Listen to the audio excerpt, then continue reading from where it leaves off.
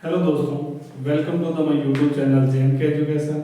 मैं आपका दोस्त हरिंदर पुरी। इस चैप्टर का जो अगला स्टेप है यानी अगला जो जीरो प्रोग्राम है वो है उत्सर्जन, यानी उत्सर्जन तंत्र पढ़ेंगे। इसमें उत्सर्जन का मतलब क्या होता है?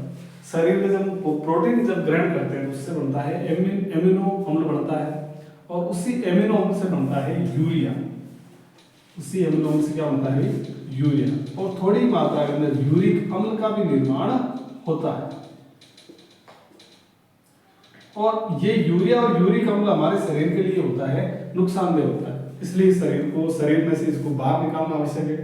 तो शरीर से नाइट्रोजनी अपशिष्ट पदार्थों को शरीर से बाहर निकालने की प्रक्रिया को उत्सर्जन कहते हैं।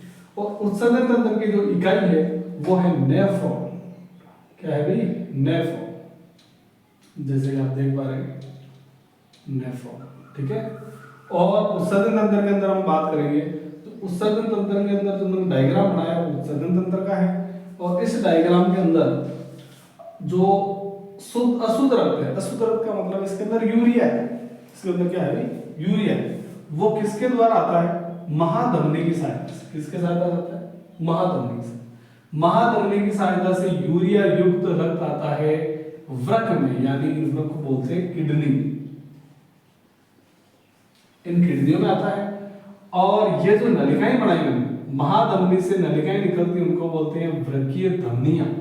तो इन वृक्कीय धमनियों की सहायता से इन किडनियों में रक्त आता है। कैसा रक्त आता है? यूरिया युक्त रक्त आता है। फिर इन किडनियों में लगे होते हैं नेफ्रॉन। क्या लगे होते हैं?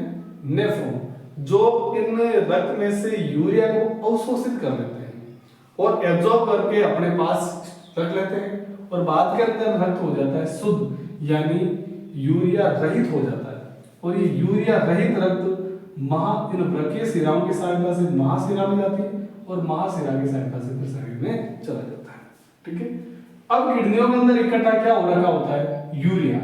फिर ये यूरिया इस मूत्र वाहिनी की सहायता से आता है मूत्राशय के अंदर, और मूत्राशय में मूत्र के रूप में यानी यूरिन के रूप में स्टोर होता है। फिर मूत्राशय से फिर यूरिया, जब मूत्राशय ऐसी संरचना होती है, मूत्राशय फुलफिल हो जाता है तो व्यक्ति को वॉशरूम लगती है, और फिर वो यूरिया को मूत्र मार्ग के द्वारा यानी यूरेथ्रा के द्वारा यूरिन के रूप में शरीर से बाहर निकाल देता है। यह प्रक्रिया कहलाती है उत्सर्जन तंत्र में। ठीक है, हमारा टॉपिक यहीं पे समाप्त होता है।